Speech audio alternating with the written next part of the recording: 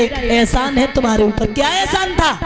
एक बार ध्यान रखना, जब अंगुली कट गई थी भगवान कन्हैया की, तो द्रौपदी ने नई साड़ी फाड़ करके अंगुली में बांध दी थी। कहा कन्हैया उस दिन मैंने अपना फर्ज निभाया, हजारों पटरानियां बैठी थी और किसी ने कुछ नहीं किया था, लेकिन मैंने अपनी नई साड़ी फाड़ के तुम्हारे हाथ में बांधी थी। अगर उस दिन मैंने फर्ज निभाया तो आज तुम्हारा भी फर्ज है। आ जाइए कन्हैया, कहाँ हो तुम? आ जाओ।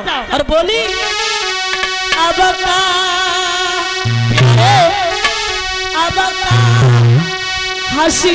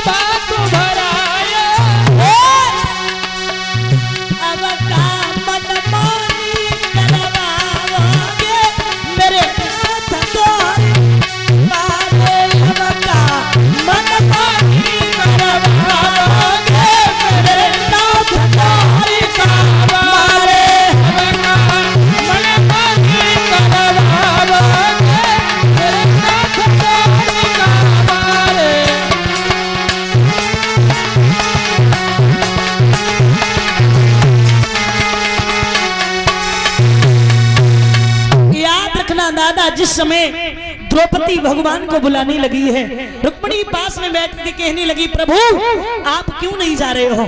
जवाब दिया ये एक बार हमें बुलाए तो, एक बार हमें बुलाए। उसी समय जैसे ही आवाज लगाई है कन्हैया कन्हैया अब तुम्हारे सिवा कोई नहीं है, कोई नहीं है।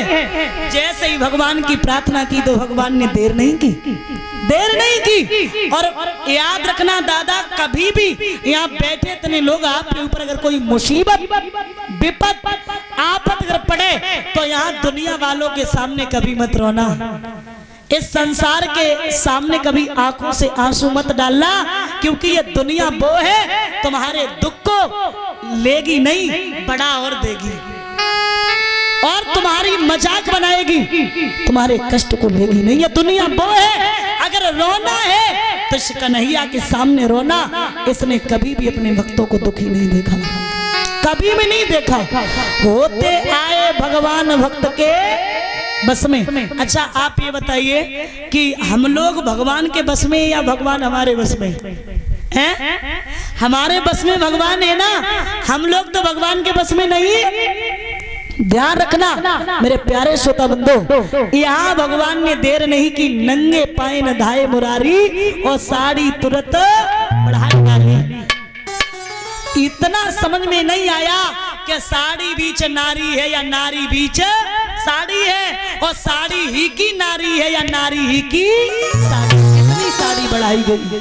अब गौर करना, यहाँ अगर महाभारत का युद्ध हुआ तो नीति और अनीति का, सत्य और असत्य का, धर्म और अधर्म का, भगवान कन्हैया ने एक बात कही कि एक तरफ 18 छोड़ी सेना रहेगी और एक तरफ मैं अकेला, वो भी निहंता। निहंते का मतलब जानते हो, कोई अस्त्र नहीं, कोई शस्त्र नहीं, खाली हाथ। ठीक है, दुर्योधन ने जवाब दिया भगवान अकेले क्या कर सकते, 18 छोड़ी सेना काफी है। और उसी समय 18 छोड़ी सेना ले ली।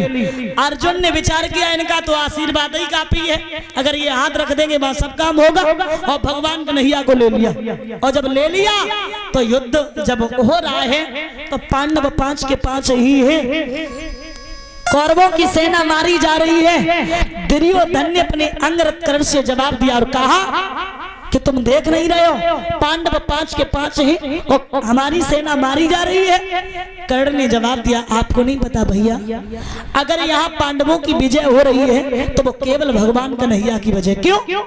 क्योंकि तन की जाने मन की जाने, जाने चित्त की चोरी, और बाप प्रभु से कहा छुपो जग हाथ में जग की बोरी, भगवान की वजह। और ऐसे सारथी अगर हमें मिल जाए तो हम ये संकल्प कर रहे, दावा कर रहे, निश्चित ही कल अर्जुन को मौत के घाट उतार देंगे। अब यहाँ मामा शकुनी फिर आ गए और मामा शकुनी कहने लगे, जवाब दिया एक सारथी है हमारे पास जिसका नाम है सल्ल, सारथी है हमारे पास। एक बात और याद रखना, अगर उस महाभारत के युद्ध में मामा शकुनी नहीं होता तो महाभारत का युद्ध नहीं होता।